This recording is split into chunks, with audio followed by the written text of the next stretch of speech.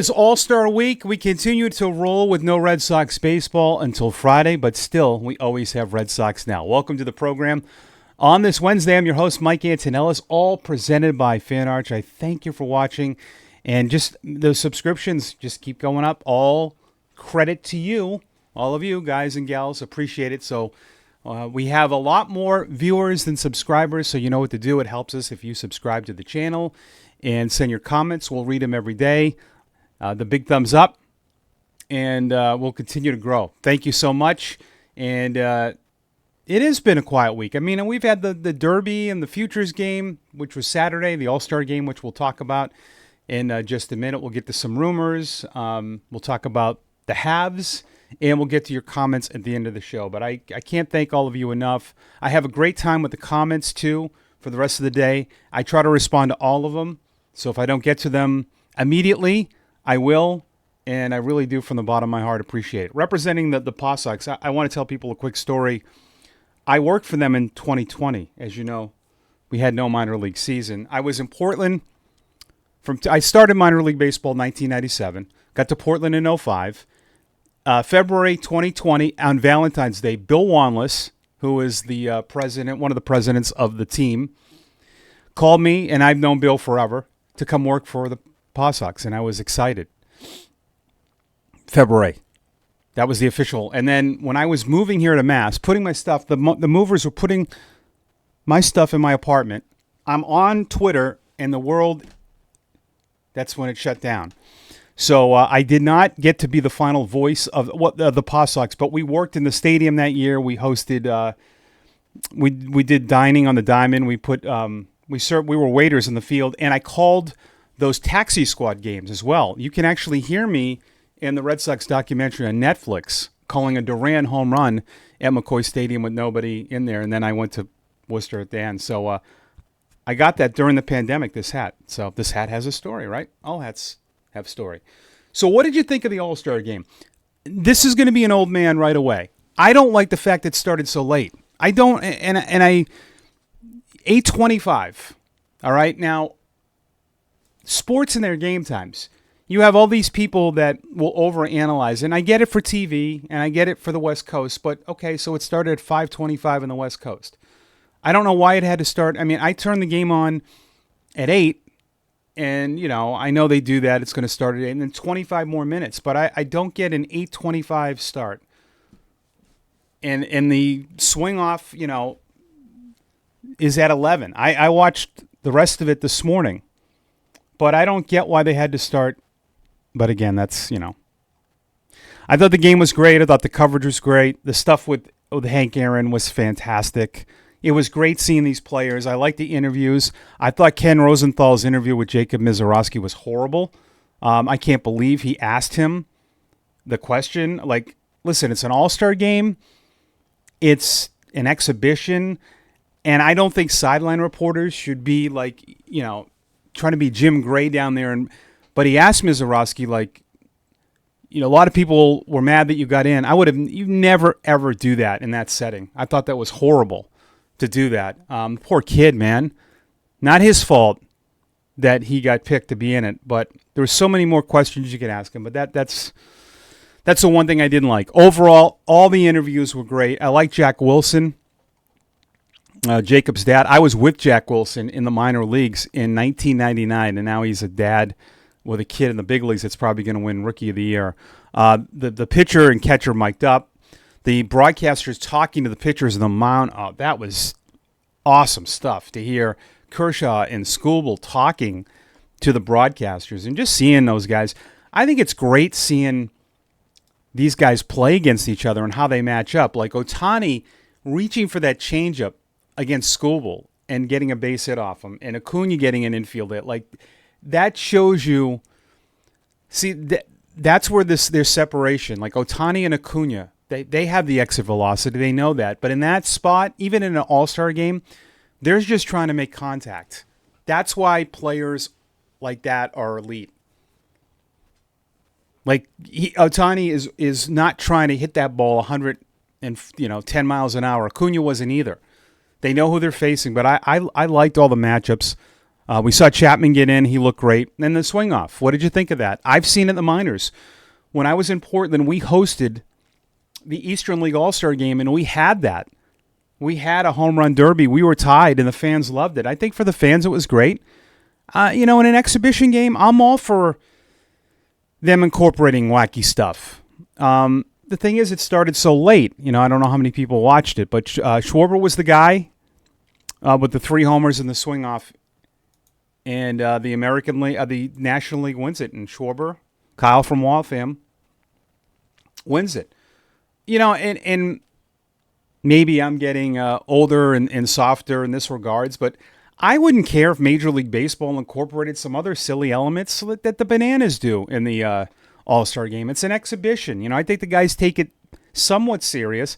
I'm not saying a fan catching a ball is an out, but maybe there's a couple of things that you can incorporate. I think they did a good job of it, but I think if you want it to be really must-see TV, there has to be like something that grabs the fan that's not going to watch, right? I mean, I still think it's a game that a lot of diehards are watching. I don't know how much the casual fan watches an All-Star Game, and I could be wrong, but maybe incorporate some silly things in it, I mean, let's have fun with it, right?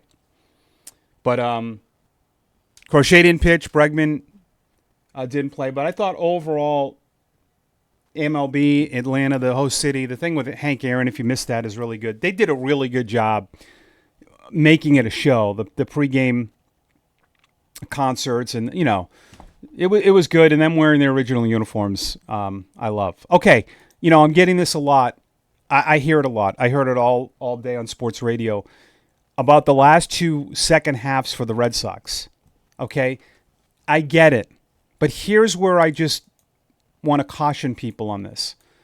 Last year has nothing to do with this season. Like there's no magic second half button that all of a sudden the guys, you know what I mean? Like what is the second half not playing well last year have to do with this team not playing well?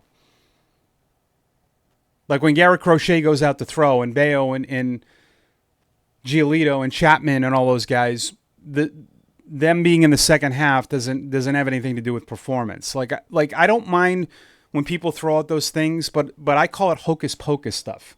Well, they haven't played great in the second half the last few years. Okay, so give me why that will happen, because they hadn't made moves. Okay, that's fair, but the team wasn't that good last year. And I've had people debate this with me. Okay. They weren't. I mean, statistically, they weren't. They did not play well against Colorado. They played the Dodgers out of the break. This is a better team. You didn't have Crochet, Chapman, Bregman, Roman Anthony. It's completely different. You can't go on what last year and the year before. Everything's changed now. Rafaela is a different player now. You have way more depth than you did last year. Yeah, Duran didn't have the season this year he's having than last year, but you didn't have Roman Anthony. Roman Anthony, you could make the case is going to get better. You have a lot of guys that could be getting better. Yeah, are there things to worry about? Narvaez hasn't caught this many innings. I get that. Crochet with the... Yes, everyone goes through that. But just to throw out, well, last year they didn't play well in the second half, or the year before, okay. I don't... It doesn't correlate to this season. You can't take what... If you ask Eric Crochet that, he would look at you and go, okay, well, I wasn't here. Like, what is that? I mean, nothing correlates to that. It all has to do with talent. And we sometimes overcomplicate things. Well, they were not a good team last year. And this, they just weren't. I don't care what they started at. They're August. They had an ERA of almost 5 last year. Some of your starters, Cutter Crawford, 6.32 ERA. How got worse as the year went along. Nick Pivetta had a terrible August. Criswell wasn't very good. You lost Paxton to injury. Bayo was your best starter. That tells me all I need to know. That's it. That's it. That's the second half for you. You won 13 games last August. You didn't have one pitcher win more than 2 games. Josh Winkowski had 2 wins. Do you feel like going into this season that could happen again. No, I think they have better players. And if they add a pitcher, they're going to be better. Last July, Bayo had an okay July. Crawford was okay. Pivetta wasn't great. Houck was okay. And Paxton you had for a little bit, but you also started Criswell. And Winkowski had to make a start. Is this a stronger rotation right now with Crochet, Bayo, Giolito, and we'll see with Fitz and Buehler, and potentially, yes. And I will read you some of the bullpen ERAs, guys. Now, okay, I won't do that because but you had guys, okay, remember, what was it, Troy Winkinter? Johan Ramirez was on this club. Bernardino had an ERA of over 11. Chase Anderson over 7. Slayton struggled. Brady Horn. Weissert had a bad month. Jansen, Winkowski, Zach Kelly. All were bad. And you hit 283 in the month of July. So the pitching is way better. The team is way better. Don't fall into the trap of what happened last year. You just can't. Are the Twins shopping Joe Ryan? Many say no, including national baseball writer Robert Murray from Fanside said they're not. Now, I don't know if I believe that. I think the Twins are throwing this out there to see what kind of bites they get.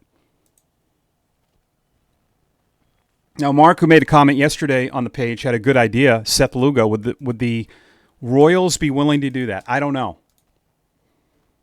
He has a really good contract that is signed through next year.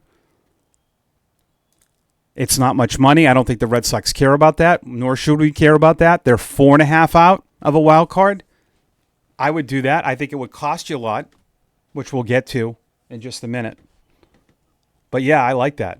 I've seen the Nathan Eovaldi. But I still think it's going to be tough to get someone at the deadline, which we had. We'll get to the comments. Okay? Your comments from Tuesday's show.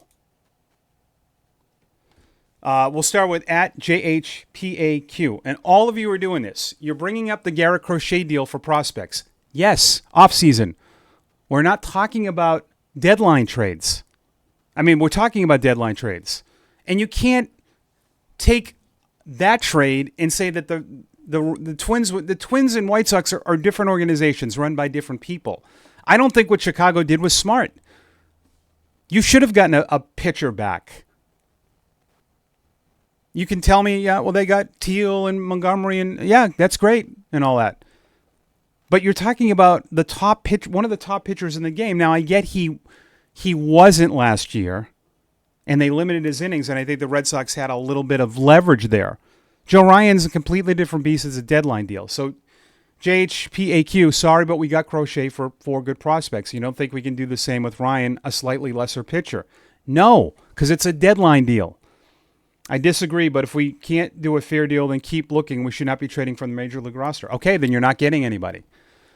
You guys don't want to give up anybody. Like, some of the trade proposals are insane that I see out there.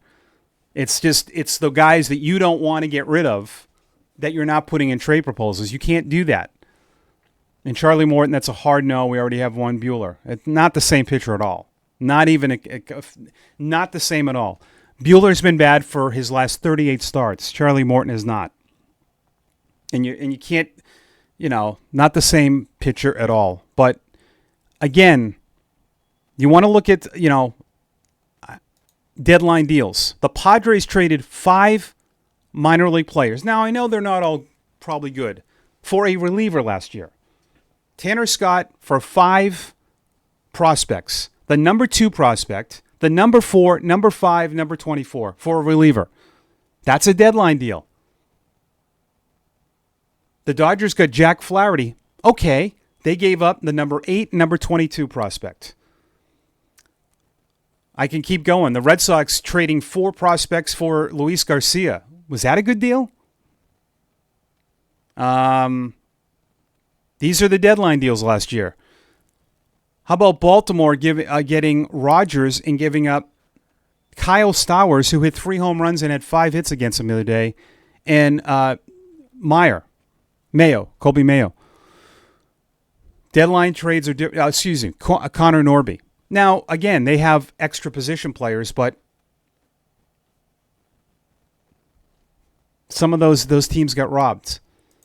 If you want to get a great player at the deadline, you have to get uncomfortable. And if you don't think it's happening, and if you're going to go and look at what the Crochet deal was, that's not how they deal during the deadline. The Chris Sale deal did not happen during the season because the White Sox became unreasonable with the Red Sox. That I know for a fact. That I have inside information on. I can't tell you how I know that. And that's why the deal happened in the offseason. They were looking for more than Moncada, Benintendi, and Kopech. And Bassar, and they didn't get it. And they still got 2 really good ones. But just remember, the deadline deals, and especially if you're an American League team like the Twins, who are in a winnable division, you don't want to trade with the Red Sox. It doesn't really look good for their fans and hand Joe Ryan over for, 4 prospects. It's got to be, I think it's got to be a big league guy. I really do. Duran, maybe. I don't know. Could be Meyer. You don't know what they want. They might like Abreu better. Everybody's different. You can't look at what somebody else did and then save as and go, well, that's what they did. All right? So don't worry about last year's halves. We talked about the All-Star game. We like the Seth Lugo, I think. And we'll see what happens. This is a fun time. We'll be back at it Thursday before a Friday Red Sox game, and we'll preview that tomorrow. So have a good one. Subscribe to the channel before you head off. And thank you for watching Red Sox Now.